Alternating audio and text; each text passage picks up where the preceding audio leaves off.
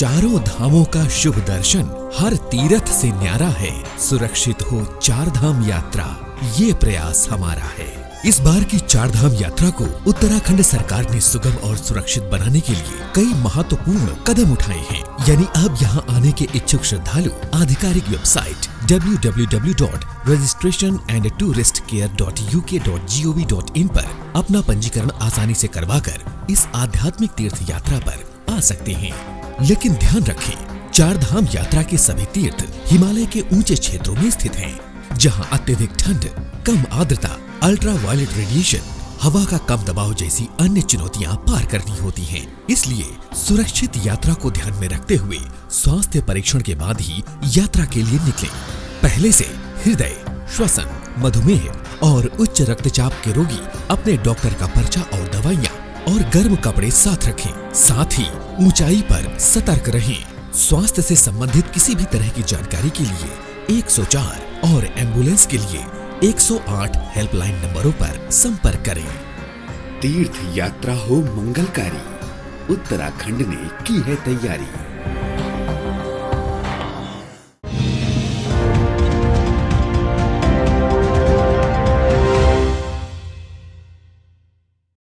नमस्कार, देवभूमि समाचारों में आप सभी का स्वागत है। मैं हूं आपके साथ प्रियंका मलिक। आगे आप मेरे साथ देखेंगे उत्तराखंड से जुड़ी तमाम छोटी बड़ी खबरें विस्तार से, लेकिन सबसे पहले नजर डाल लेते हैं हेडलाइंस पर। समूचे उत्तराखंड में बदले मौसम का दिखा असर। मैदानी इलाकों में झमाझम बारिश से मौसम में ठंड। केदारनाथ समेत ऊंची पहाड़ियों पर हुई बर्फबारी से बढ़ी सर्दी। चंपावत उपचुनाव से पहले ही होने लगे जीत के दावे। कैबिनेट मंत्री सौरभ बहुगुणा बोले, मुख्यमंत्री पुष्कर सिंह धामी के कामों पर मुहर लगाएगी जनता। पेट्रोल और डीजल के दामों में कटौती से जनता को मिली राहत। पेट्रोल 8 रुपए और डीजल 6 रुपए हुआ सस्ता। गैस सिलेंडर पर भी मिलेगी 200 रुपए की सब्सिडी। और राजधानी के प्राथमिक स्कूलों को लेकर ग्राउंड जीरो से देखिए हमारी पड़ताल। 5वीं के बच्चों को नहीं क ख ग का ज्ञान, व्यवस्थाओं का ढर्रा भी नहीं दुरुस्त। हेडलाइंस के बाद बुलेटिन में खबरें विस्तार से। बात करेंगे सबसे पहले बड़ी खबर की। केंद्र सरकार ने पेट्रोल और डीजल के दामों को घटाकर जनता को बड़ी राहत दी है। सरकार के इस फैसले की जनता सराहना भी कर रही है। राजधानी देहरादून की अगर हम बात करें तो पेट्रोल और डीजल के दाम यहां भी कम हुए हैं। सरकार के इस फैसले को लेकर आम जनता का और क्या कुछ कहना है, उनसे खास बातचीत की है हमारे संवाददाता हितेश त्यागी ने। भारत में बढ़ती महंगाई के इस दौर में एक बार फिर प्रधानमंत्री नरेंद्र मोदी ने राहत देने का काम किया है। पेट्रोल डीजल पर एक्साइज ड्यूटी घटाकर रेट कम किए हैं। कैमरामैन से कहूँगा कि रेट को दिखाने की कोशिश करें। 95 रुपये पेट्रोल का रेट हुआ है और 90 रुपये डीजल का रेट हुआ है। जी हाँ, जिस तरह से एक बार बढ़ती महंगाई को लेकर एक बार फिर प्रधानमंत्री नरेंद्र मोदी ने महंगाई को, पेट्रोल की डीजल की जो महंगाई है उसको कम करने का काम किया है। यहाँ पर आम जनता है, उनसे भी जानने की कोशिश करेंगे, उनका राय लेने की कोशिश करेंगे कि किस तरह से देखते हैं। जिस तरह से सर, जिस तरह से अभी पेट्रोल डीजल पर दाम कम हुए हैं, क्या लगता है आपको? क्या लगता है, सरकार की मजबूरी है, करना ही पड़ेगा। सरकार की मजबूरी है, दाम तो कम करने पड़ेगा। अपने टैक्सेस को थोड़ा कम करे, क्योंकि बेस प्राइस तो बहुत कम है। टैक्सेस स्टेट्स और सेंटर ज़्यादा ले रही है, वहाँ गुंजाइश है, वहाँ कम करना चाहिए। वो करा है, आगे और भी करना चाहिए। 90-95 की रेंज में रहे तो मैनेजेबल है, उससे ज़्यादा मुश्किल हुआ था। घरेलू जो सिलेंडर है उस पर भी 200 रुपये कम किए। वो सबके लिए कहाँ कम हुआ है? वो तो सिर्फ मेरे ख्याल से जो उज्ज्वला के तहत जिनको सिलेंडर मिले उनको मिले, बाकी सब लोगों के लिए तो वैसे ही वही चल रहा है केवल। ये आम जन की राय है, कह रहे हैं कि अभी और दाम पेट्रोल डीजल पर कम होने चाहिए। और बहुत सारे लोग हैं, उनसे भी जानने की कोशिश करेंगे कि जिस तरह से कल नरेंद्र मोदी जी ने पेट्रोल डीजल और गैस सिलेंडर के दाम कम किए, किस तरह से देखते हैं आप? बहुत बढ़िया करा है मोदी जी ने। देश के प्रति उनका जो क्या कहते हैं कार्यभार उन्होंने संभाला है, हम लोगों को काफ़ी राहत मिली है इससे। और हम आशा करते हैं कि वो पब्लिक की ऐसी ही सेवा करते रहेंगे। और जिस तरह से प्रधानमंत्री नरेंद्र मोदी अभी मतलब जैसे कि और 2 राज्यों में चुनाव हो, क्या कुछ ये कारण तो नहीं है कि चुनाव के कारणों से रेट में कमी है? नहीं, उनको चुनाव से कोई मतलब नहीं है। उनको देश की सेवा से और जनहित में कार्य करने का उनका मन है। आम जन की राय है कि प्रधानमंत्री नरेंद्र मोदी ने जनहित के मुद्दों को देखते हुए पेट्रोल और डीजल के दाम कम किए हैं। और भी वरिष्ठ लोग हमारे साथ मौजूद हैं, उनसे भी पूछूंगा। सर, प्रधानमंत्री नरेंद्र मोदी ने एक्साइज ड्यूटी घटाकर पेट्रोल डीजल के दाम कम किए, किस तरह से देखते हैं आप? बहुत अच्छी बात है, उन्होंने पेट्रोल का दाम कम कर दिए, बहुत अच्छी बात है। मैं तो बहुत खुशी की बात है। पहले से कुछ राहत मिली? बहुत अच्छी, बहुत पहले से बहुत अच्छी राहत है। क्या उम्मीद करते हैं? हम चाहते हैं कि थोड़ा और सस्ता हो जाए तो अच्छा रहेगा। कितना सस्ता हो जाए भाई? अभी कितने रुपए लीटर है?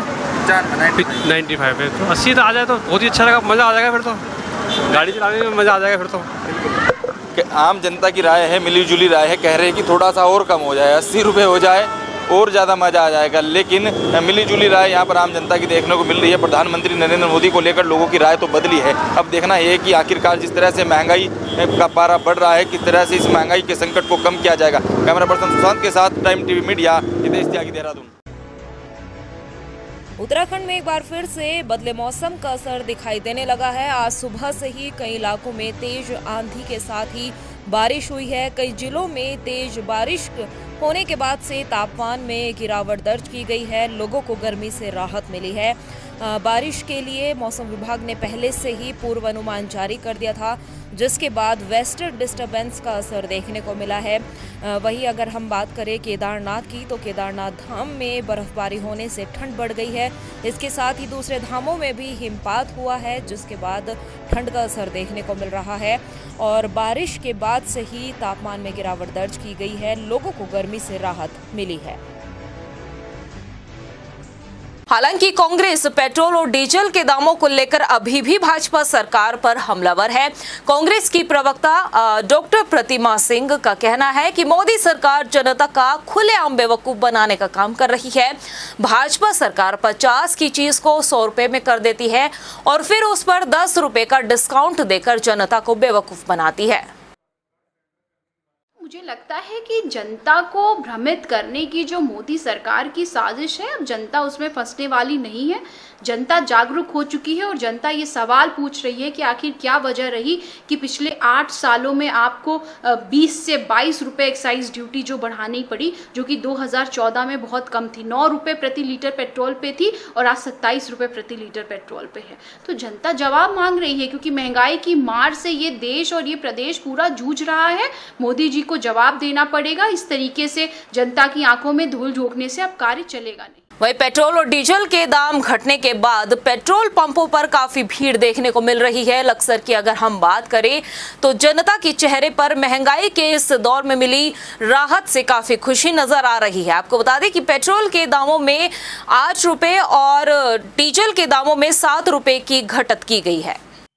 वालों को तो खैर नुकसान है ही, क्योंकि एक साथ इतना जो रेट घटा है, बढ़ता है 60 पैसे के हिसाब से, 80 पैसे के हिसाब से, लेकिन जो 8 रुपये 7 रुपये घटे हैं, इसमें पंप वालों को नुकसान हुआ है। लेकिन जनता के लिए ये काफ़ी राहत भरी खबर है। जनता को इससे बहुत फ़ायदा होगा, महंगाई भी इसमें कम होगी और देश के लिए भी अच्छी बात है। ये महंगाई कम हो रही है और जो सरकार जो है आम पब्लिक का बहुत ध्यान रख रही है, ये भी बहुत अच्छी बात है। देखो, पेट्रोल जैसे कि कम होने के लिए बहुत अच्छा हुआ है और इसमें जो है हमें यह फ़ायदा होगा कि जहां हमें 100 रुपये का पेट्रोल डलाना था, वहां पर हम 50 रुपये का पेट्रोल डला के अपना काम कर सकते हैं और बहुत आसानी से जा सकते हैं और भी खर्चे कम होंगे हमारे।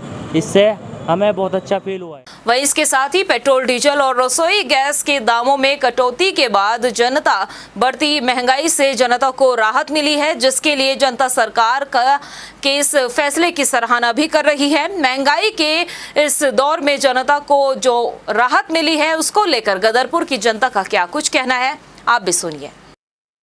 जी, बहुत ही अच्छी खबर है और भारत सरकार को धन्यवाद देना चाहूँगा कि पेट्रोल, डीज़ल और जो घरेलू गैस है, इसके दाम में काफ़ी कमी कर चुकी है। तो ये बहुत ही अच्छी खबर है।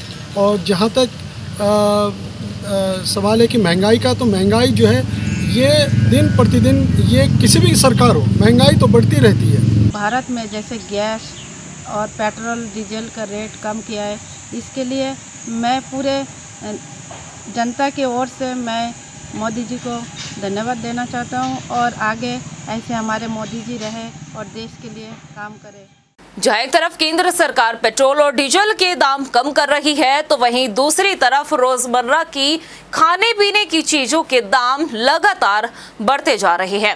6 महीने तक स्थिर रहे टमाटर के दाम एक बार फिर से बढ़ गए हैं। 2 गुना बढ़ोतरी के साथ टमाटर 70 रुपए किलो तक पहुंच गया है। बढ़ती महंगाई को लेकर क्या कुछ कहना है आम जनता का, आप भी देखिए। महंगाई आजकल बहुत बढ़ रही है और अभी जैसे फ्रूट्स लेने में और कोई भी सब्जियां लेने में एकदम बहुत महंगाई हो रही है कि और आम आदमी की पहुंच से कम हो रही है। तो इस तरीके से सरकार को कोई एक्शन लेना चाहिए कि इस महंगाई को रोक सके और एक फिक्स रेट सब्जियों का, फ्रूट्स का रखे। वहीं जयपुर में 19 मई से 21 मई तक भारतीय जनता पार्टी के राष्ट्रीय पदाधिकारियों के सम्मेलन आयोजित किए गए थे, जिसमें पार्टी की आगामी रणनीति पर चर्चा हुई। तो वहीं 4 राज्यों के भारतीय जनता पार्टी को मिली जीत को लेकर प्रधानमंत्री नरेंद्र मोदी के चेहरे को श्रेय दिया गया है। उत्तराखंड से राज्यसभा सांसद नरेश बंसल का कहना है कि उत्तराखंड समेत देश के 4 राज्यों में जहां भाजपा को सत्ता में वापसी हुई है, वहां प्रधानमंत्री नरेंद्र मोदी का करिश्मा देखने को मिला है, जिस पर जनता ने एक बार फिर से विश्वास जताया है। वक्तव्य के माध्यम से हमने आपके सामने भी रखा है कि प्रधानमंत्री जी के नेतृत्व में जिस प्रकार से वर्तमान राजनीति के मिथक टूटे हैं, जैसे उत्तराखंड में मिथक था कि एक बार सरकार एक दल की बनती है, दूसरी बार दूसरे दल की बनती है, वो मिथक टूटा है और हमने दोबारा से प्रचंड बहुमत से यहाँ सरकार बनाई है। इसी प्रकार से उत्तर प्रदेश में 37 साल के बाद किसी दल ने दोबारा सरकार बनाई है, तो वो मोदी जी के नेतृत्व में हमने वो सरकार बनाई है। इतना ही नहीं, आज़ादी के बाद से 55 सालों तक उत्तर प्रदेश में शासन करने वाली कांग्रेस के अधिकांश उम्मीदवारों की जमानत जब्त उत्तर प्रदेश में हुई है। वहीं अगर हम बात करें उपचुनाव को लेकर, तो चंपावत पहुंचे कैबिनेट मंत्री सौरभ बहुगुणा ने भी उपचुनाव में मुख्यमंत्री पुष्कर सिंह धामी की जीत का दावा किया है। सौरभ बहुगुणा ने कहा कि चंपावत की जनता की नजर सिर्फ मुख्यमंत्री पुष्कर सिंह धामी और कमल के फूल पर है। चुनाव तो मात्र औपचारिकता है। विधानसभा की जनता 31 मई को एक बार फिर से इतिहास लिखने जा रही है। लगातार तैयारियां हो रही है, संगठन के द्वारा भी तैयारियां हो रही हैं। यहाँ के हमारे जिलाध्यक्ष, हमारे नगर अध्यक्ष सब लगे, कार्यकर्तागण सब लगे हैं। अच्छा माहौल है, इसलिए हम लोग कोशिश कर रहे हैं कि जितने मैक्सिमम लोगों तक माननीय मुख्यमंत्री जी का अनुमोदन और माननीय मुख्यमंत्री जी पहुँच सके, उतने में हम लोग कोशिश कर रहे हैं। और मुझे उम्मीद है कि आप जब 31 तारीख आएगा, तो सिर्फ जनता से नहीं निवेदन कर रहा हूँ, आपके चैनल के माध्यम से, कि बाहर आइएगा, वोट करिएगा। और ये चंपावत के विकास के लिए वोट है, इसलिए चूकिएगा मत और वोटिंग परसेंटेज हाई रखिएगा। बस इतना ही। चारधाम यात्रा के दौरान बाहरी राज्यों से काफी तादाद में गाड़ियों से यात्री पहुंच रहे हैं। ऐसे में परिवहन विभाग द्वारा गाड़ियों की चेकिंग भी लगातार की जा रही है। वहीं परिवहन विभाग ने चारधाम यात्रा मार्गों पर अस्थायी चेक पोस्ट भी बनाई गई है। आरटीओ प्रवर्तन सुनील शर्मा ने बताया कि चारधाम यात्रा के दौरान परिवहन विभाग द्वारा गाड़ियों की चेकिंग की जा रही है, जिसके लिए हमारी मोबाइल यूनिट चल रही है। यात्रा मार्ग पर 5 गाड़ियों लगी हुई है।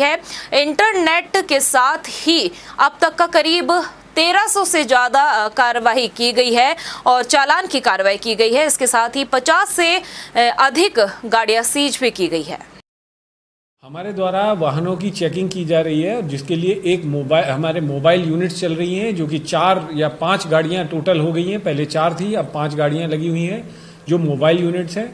और इंटरसेप्टर्स ने अब तक 1300 से ऊपर चालान कर दिए हैं और 50 से ऊपर गाड़ियां सीज कर दी हैं। उसके साथ साथ हमारे द्वारा टेम्परेरी चेक पोस्टें बनाई गई हैं, उन पर भी गाड़ियां चेक हो रही हैं। और टेम्परेरी चेक पोस्ट ने कल की शाम तक लगभग 450 से ऊपर चालान कर दिए थे और 15 से ऊपर गाड़ियां सीज कर दी थी। वहीं चारधाम यात्रा में कमर्शियल गाड़ियों के ग्रीन कार्ड 18 अप्रैल से बनने शुरू हो गए थे और अब तक 14,200 से ज्यादा ग्रीन कार्ड बन चुके हैं। हालांकि आरटीओ प्रवर्तन का कहना है कि अब ग्रीन कार्ड बनने कम हो चुके हैं। इसके साथ ही उन्होंने बताया कि परिवहन विभाग एक विशेष दल सोनप्रयाग में लगा हुआ है। सोनप्रयाग में शटल सेवा के द्वारा यात्रियों को गौरीकुंड तक भेजा जा रहा है। बाकी यात्रियों को किसी भी तरह की असुविधा न हो, इसका भी ख्याल रखा जा रहा है। ग्रीन कार्ड जो हमारा 18 अप्रैल से शुरू हुआ था काफ़ी तेज़ी से चला और कल शाम तक हमने 14,200 से ऊपर ग्रीन कार्ड बना दिए थे। और अभी थोड़ी क्योंकि ज़्यादातर ग्रीन कार्ड बन चुके हैं तो अब प्रतिदिन ग्रीन कार्ड कम बन रहे हैं क्योंकि ज़्यादातर गाड़ियों के बन चुके हैं। और इसके साथ साथ हमारे द्वारा ये भी सुनिश्चित किया जा रहा है कि यात्रियों को कोई असुविधा ना हो, जिसके लिए हमारा एक विशेष दल लगा हुआ है सोनप्रयाग में। सोनप्रयाग में हम शटल सेवा के द्वारा यात्रियों को ताकि सहूलियत से वो गौरीकुंड तक जा सकें। उत्तराखंड में प्राथमिक व माध्यमिक विद्यालयों में 1 जून से 5 जुलाई तक ग्रीष्मकालीन अवकाश घोषित किया गया है। शिक्षा महानिदेशक बंशीधर तिवारी की तरफ से आदेश भी जारी कर दिया गया है। हर साल 25 मई से गर्मियों की छुट्टी पड़ती है और 1 जुलाई को स्कूल खुलते हैं, लेकिन इस बार 1 जून से छुट्टी घोषित की गई है। अंतर्राष्ट्रीय तंबाकू निषेध दिवस के चलते ही स्कूलों में 31 मई को तंबाकू का सेवन नहीं करने को लेकर संकल्प लिया जाएगा। देखिए 31 मई को अंतर्राष्ट्रीय तंबाकू निषेध दिवस मनाया जाता है। इस बार उसको पूरे भारतवर्ष में बृहद स्तर पर आयोजन उसका किया जा रहा है। इसलिए हम लोगों ने सारे जो हमारे विद्यालय उनको खोलने का निर्णय लिया गया ताकि बच्चों को उस चीज़ के प्रति जागरूक किया जा सके कि जो हमारा तंबाकू उसका सेवन न करें, उसके संबंध में शपथ भी दिलाई जाएगी। उसी के दृष्टिगत इसको खुले रखने का निर्णय लिया। ये सुनने में आपको भले ही अच्छा ना लगे, लेकिन कागजों में दर्ज आंकड़ों के मुताबिक उत्तराखंड पर कर्ज का बोझ अगले 3 सालों में 1 लाख करोड़ से अधिक हो सकता है। आखिर क्या है पूरा मामला, ये हम आपको अपनी इस रिपोर्ट में दिखाते हैं। उत्तराखंड को कर्ज से मुक्त कराने के लिए धामी सरकार को आने वाले वक्त में कई चुनौतियों का सामना करना पड़ेगा। दरअसल राज्य सरकार के आंकड़ों के मुताबिक 2021-22 तक उत्तराखंड पर 73,000 करोड़ का कर्ज हो चुका था। अगर इसी रफ्तार से कर्ज बढ़ता रहा तो राज्य सरकार 5 सालों में 54,000 करोड़ से ज्यादा का कर्ज ले सकती है। यानी राज्य पर कुल कर्ज का भार 1 लाख करोड़ से भी ज्यादा पहुंच जाएगा। अगर सरकार को जीएसटी में मिलने वाली पूंजी में इजाफा होता है तो कुछ हद तक कर्ज का बोझ कम हो सकता है। अनुमान के मुताबिक अगले 5 सालों में करीब 6,700 से 11,000 करोड़ रुपए तक की आय जीएसटी से हो सकती है। तो सरकारी रिपोर्ट बताती है कि राज्य के कुल राजस्व का अधिकतर हिस्सा वेतन और पेंशन में खर्च होता है। आंकड़ों के अनुसार 2016-17 तक 50% राजस्व वेतन और भत्तों पेंशन पर खर्च हो रहा था, लेकिन 7वां वेतनमान लागू होने के बाद 55% तक पहुंच गया। 2022-23 में वेतन और पेंशन पर कुल 54% से अधिक का खर्च होने का अनुमान है। मौजूदा धामी सरकार के सामने बजट को लेकर दोहरी चुनौती है। एक तरफ तो उन्हें खर्च को सीमित रखना होगा, वहीं आय के साधनों को बढ़ाना होगा, क्योंकि यही वो दौर है जब कर्ज 1 लाख करोड़ के दायरे में पहुंचने वाला है। लिहाजा सरकार चाहेगी कि इतिहास उसे कर्ज लेने वाली सरकार के तौर पर ना याद करे। ऐसे में सरकार को बेहतर रणनीति के साथ काम करना होगा। राज्य सरकार को आय बढ़ाने के लिए व्यापक कार्य योजना बनानी होगी। उन क्षेत्रों का चयन करना होगा जो उसे अतिरिक्त आय दिला सकता है। इसके साथ ही जीएसटी से आय बढ़ाने के बारे में भी सोचना होगा। वहीं राज्य सरकार को अपने खर्चों को समयबद्ध तरीके से कम करने की रणनीति पर भी काम करना होगा। उत्तराखंड पर बढ़ते कर्ज का बोझ कम करने के लिए कैग ने भी अपनी सलाह दी है। कैग ने कहा है कि राज्य सरकार को कर राजस्व में इजाफा करना चाहिए। कैग की माने तो टैक्स फ्री स्टेट के मोह में सरकार अपनी आय नहीं बढ़ा पा रही। कैग की सलाह है कि सरकार राजस्व की बकाया वसूली को तेज करे और कर राजस्व को बढ़ाए। ऋणों की वसूली को तेज किया जाए तो वहीं अधूरी योजनाओं को समय पर पूरा किया जाए ताकि लागत में इजाफा होने से बचा जा सके। चढ़ती कला टाइम टीवी के लिए देहरादून से आशीष तिवारी की रिपोर्ट। शहीदों के नाम पर सरकार तमाम घोषणाएं करती है, मगर उन घोषणाओं को मूर्त रूप दिया जाता है या नहीं, ये एक बड़ा सवाल है। हालांकि इससे पहले भी हम आपको शहीदों के नाम पर सड़क निर्माण की घोषणाओं पर कई रिपोर्ट दिखा चुके हैं, लेकिन लगता है कि हमारा सोया सिस्टम इतने भर से सबक नहीं लेता है। तभी तो ऐसे मामले सबके सामने एक बार फिर से आते रहते हैं। आज हम आपको एक खास रिपोर्ट दिखाएंगे। चंपावत जिले के लोहाघाट की एक ऐसी तस्वीर दिखाएंगे जहां शहीद लांस नायक श्याम सिंह के नाम पर बनी बदहाल सड़क के सूरत हाल। देखिए रिपोर्ट। शहीदों के नाम पर कई घोषणाएं, लोहा घाट में देखिए सूरत हाल, बदहाल सड़क हादसों का बनी सबब। सोए सिस्टम पर नहीं कोई असर, लोग परेशानियों से हो रहे दो चार। चंपावत जिले के बाराकोट ब्लॉक के दूरस्थ चामी गांव के सड़क की बदहाल सूरत हाल को आप जरा गौर से देखिए। इस सड़क का नाम शहीद लांस नायक श्याम सिंह बिष्ट के नाम पर रखा गया, मगर कई सालों से सड़क की दुर्दशा ऐसी कि हमेशा यहाँ हादसों का खतरा बना रहता है। बदहाल सड़क पर मिट्टी की इतनी लेयर चढ़ी है कि हल्की सी बारिश में यहाँ चारों तरफ कीचड़ के सिवाय कुछ नजर नहीं आता, तो लोग आए दिन हादसों का शिकार भी होते आ रहे हैं। यहाँ के ग्राम प्रधान और ग्रामीणों की सुने तो सरकार ने शहीद लांस नायक श्याम सिंह बिष्ट का नाम तो सड़क को दे दिया, लेकिन सड़क के सुधारीकरण पर ना तो लोक निर्माण विभाग का ध्यान है और न ही सिस्टम ही सुध लेने को तैयार है। इससे ग्रामीणों में विभाग के प्रति आक्रोश व्याप्त है। चामी खेती मोटर वाहन मार्ग है। इस रोड को कटे हुए लगभग 10-12 साल हो चुके हैं और जो रोड की लोक निर्माण विभाग के द्वारा कटाई गई है और इस रोड का हमारे शहीद भाई लांस नायक श्याम सिंह बिष्ट के नाम इस सड़क को रखा गया है।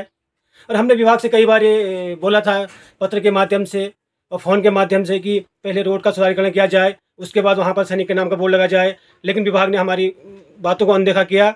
आज जिसका खामियाजा पूरी क्षेत्रीय जनता भुगत रही है। रोड पे जो 1 किलोमीटर लगभग डामर हुआ था वो पूरा उखड़ चुका है।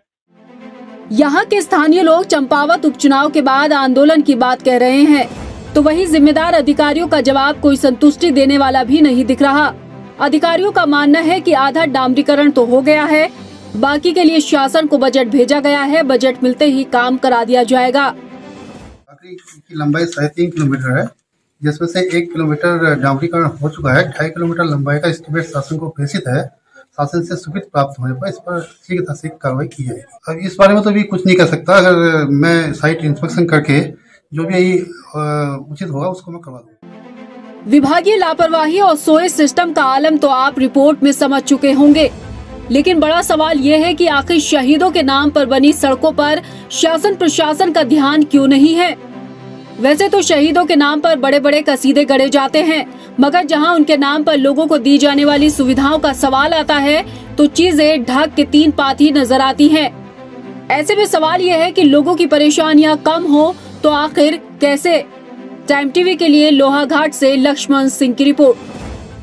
वहीं मसूरी में एंटी ह्यूमन ट्रैफिकिंग सेल ने स्थानीय पुलिस के साथ मिलकर मसूरी देहरादून रोड पर एक होटल में छापा मारकर देह व्यापार में लिप्त 5 लोगों को गिरफ्तार किया है, जिनमें 3 युवक और 2 युवतियां शामिल है। हालांकि गिरोह का सरगना होटल संचालक मौके से फरार है। देहरादून जनपद की एंटी ह्यूमन ट्रैफिकिंग सेल और मसूरी पुलिस की संयुक्त कार्रवाई में अनैतिक देह व्यापार से संबंधित 5 लोगों को हिरासत में लिया गया पुलिस की, जिनके विरुद्ध थाना मसूरी में मुकदमा पंजीकृत किया गया और इनके विरुद्ध विधानिक कार्रवाई की जा रही है। प्रदेश की खबरों में इतना ही, फिर हाजिर होंगे कुछ खास खबरों के साथ। तब तक के लिए मुझे दे इजाजत, लेकिन जाने से पहले एक नजर हेडलाइंस पर। नमस्कार।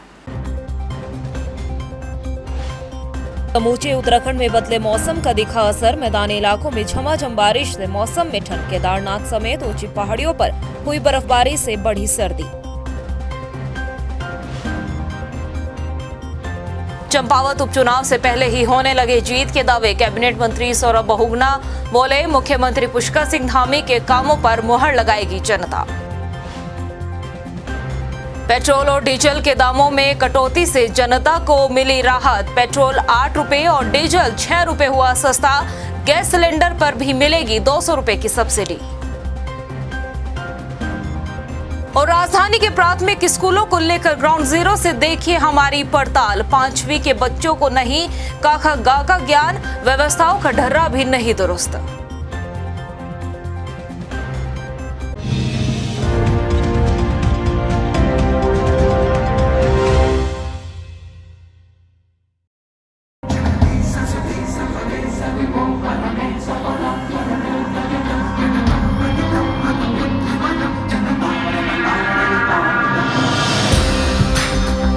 चारों धामों का शुभ दर्शन हर तीर्थ से न्यारा है। सुरक्षित हो 4 धाम यात्रा, ये प्रयास हमारा है। इस बार की चारधाम यात्रा को उत्तराखंड सरकार ने सुगम और सुरक्षित बनाने के लिए कई महत्वपूर्ण कदम उठाए हैं। यानी अब यहाँ आने के इच्छुक श्रद्धालु आधिकारिक वेबसाइट www.registrationandtouristcare.uk.gov.in पर अपना पंजीकरण आसानी से करवाकर इस आध्यात्मिक तीर्थ यात्रा पर आ सकते हैं। लेकिन ध्यान रखें, चारधाम यात्रा के सभी तीर्थ हिमालय के ऊंचे क्षेत्रों में स्थित हैं, जहां अत्यधिक ठंड, कम आर्द्रता, अल्ट्रा वायलेट रेडिएशन, हवा का कम दबाव जैसी अन्य चुनौतियां पार करनी होती हैं। इसलिए सुरक्षित यात्रा को ध्यान में रखते हुए स्वास्थ्य परीक्षण के बाद ही यात्रा के लिए निकलें। पहले से हृदय, श्वसन, मधुमेह और उच्च रक्तचाप के रोगी अपने डॉक्टर का पर्चा और दवाइयाँ और गर्म कपड़े साथ रखें। साथ ही ऊंचाई पर सतर्क रहें। स्वास्थ्य से संबंधित किसी भी तरह की जानकारी के लिए 104 और एम्बुलेंस के लिए 108 हेल्पलाइन नंबरों पर संपर्क करें। तीर्थ यात्रा हो मंगलकारी, उत्तराखंड ने की है तैयारी।